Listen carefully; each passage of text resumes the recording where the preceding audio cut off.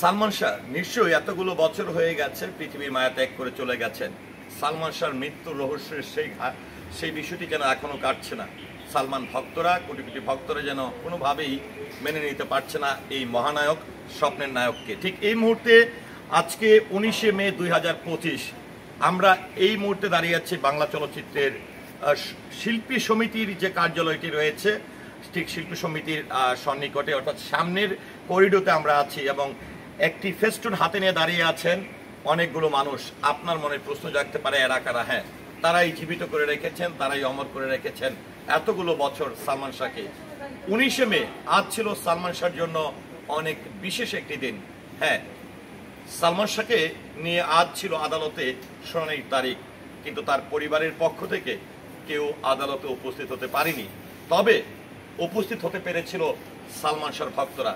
এখানে যে গুটি কয়েকজন দেখছেন, এর বাইরেও শত শত ভক্তরা আজ আদালত প্রাঙ্গণে এসে উপস্থিত হয়েছিলেন। আর সেখান থেকেই আজ প্রিয় সালমানকে স্মরণীয় করে রাখতে কিংবা সালমান শাহর প্রিয় প্রাঙ্গণটি একটু ঘুরে যেতে চলে এসেছেন বিএফডিসি প্রাঙ্গণে এই সালমান ভক্তরা।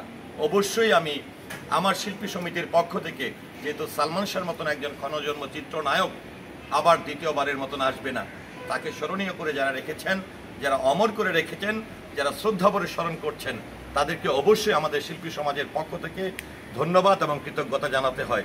তো আজকে একটু আমরা প্রথমে জানবো, যেহেতু আজ 19শে মে ছিল সালমান শাহর শুনানির তারিখ, কি হয়েছে আদালতে? আজ কি শুনানি হয়েছে নাকি অন্য একটি তারিখ নির্ধারণ করা হয়েছে? আজ সালমান শাহর এমনই একজনের ভক্তের কাছ থেকে জানবো আদালতের সর্বশেষ পরিস্থিতি। আসসালামু আলাইকুম, আমি মামুনুল ইসলাম, সালমান ভক্ত। আজকে সালমান ভাইয়ের মামলার শুনানির তারিখ দিন ধার্য করা হয়েছিল আদালত থেকে।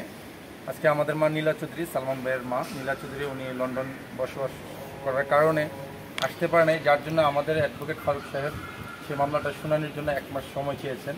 আগামী মাস 23 তারিখে সেই মামলার শুনানির তারিখ দিন ধার্য করা হয়েছে।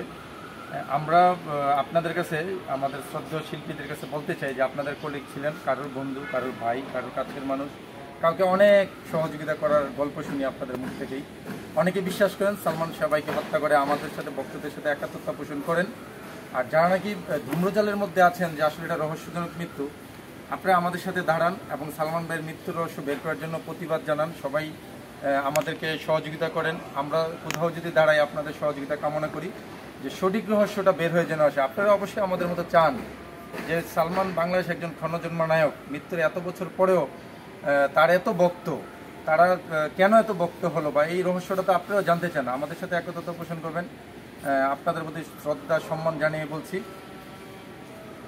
তো সালমান ভাই এতগুলো বছর হলো পৃথিবীর মায়া ত্যাগ করে চলে যাওয়ার পরে যেন প্রতিদিন তিনি নিত্য নতুন প্রতিদিনই যেন সালমান বারবার ফিরে আসেন, ফ্যাশন কিংবা স্টাইলে যেন সালমান অমর হয়ে আছে বর্তমান প্রজন্মের কাছে। এইভাবেই হয়তোবা সালমান ভাই আরও দীর্ঘ বছর আজীবন বেঁচে থাকবে সকলের হৃদয়ে, সকলের অন্তরে।